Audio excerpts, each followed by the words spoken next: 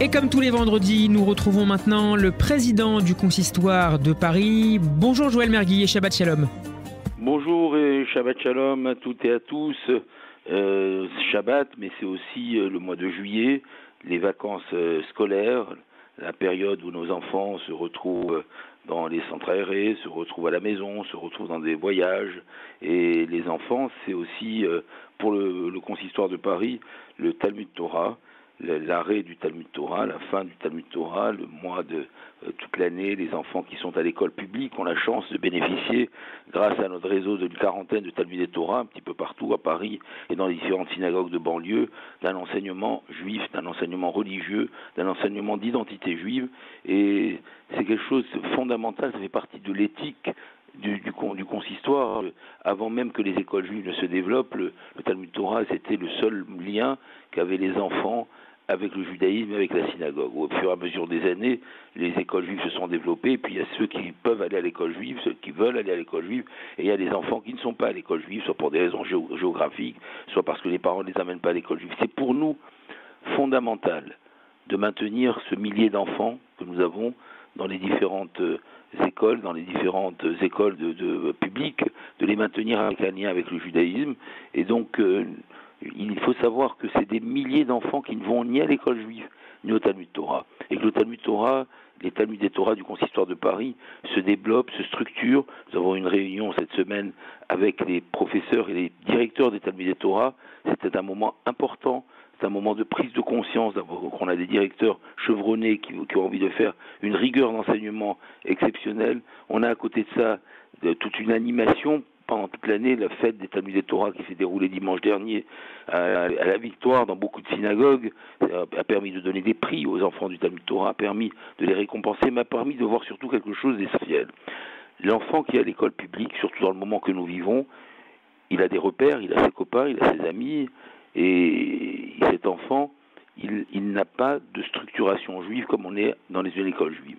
Ce moment d'identité juive, il le récupère à la maison quand il y a une conscience juive à la maison, ce qui n'est pas toujours le cas, quand il y a une vie juive à la maison, mais il a un moment de vie juive fondamental avec l'abnégation et le courage de nos directeurs et nos enseignants de Talmud Torah et de nos rabbins, un moment fondamental où il crée son réseau, ou au travers des enfants qui sont dans les Talmud et Torah régionaux, c'est-à-dire qui sont dans les mêmes écoles, parfois, ou dans des écoles différentes à côté les unes des autres, ils arrivent à venir à apprendre les prières, le minimum des prières, à apprendre un peu d'hébreu, à apprendre l'histoire juive, à apprendre la mémoire, à apprendre à faire des cours, à apprendre des travaux et de plus en plus de choses aussi sur Internet, et surtout, ce qu'on oublie, et ils apprennent à avoir des relations avec d'autres enfants juifs de leur âge. Et ces relations, ça se fait pour les parents et pour les enfants. Alors je dis ça parce que on ne peut plus vivre aujourd'hui, après tout ce qui s'est passé ces dernières années,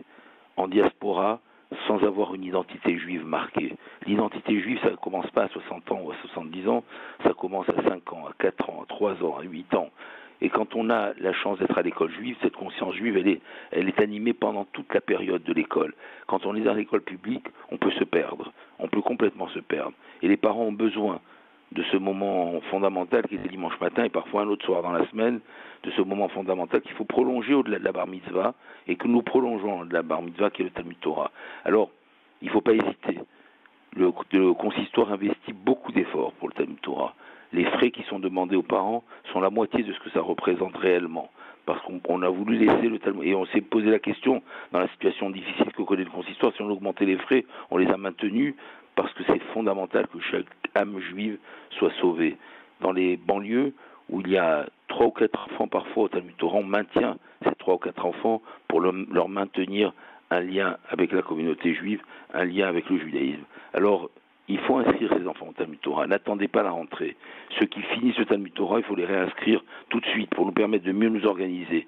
Et puis ceux qui ne sont pas au Talmud Torah, il faut que vos enfants soient à l'école juive au Talmud Torah. On ne peut plus être en diaspora sans avoir et transmettre une identité juive forte à nos enfants. Et ça passe effectivement par l'enseignement par des parents. Et ça passe aussi par l'engagement des parents à la maison Et ça passe aussi par la synagogue, et c'est-à-dire que tous les enfants qui ne seront pas au Talmud Torah cette semaine, parce que le Talmud Torah s'arrête, ils seront certainement samedi matin à la synagogue ou le vendredi soir à la synagogue.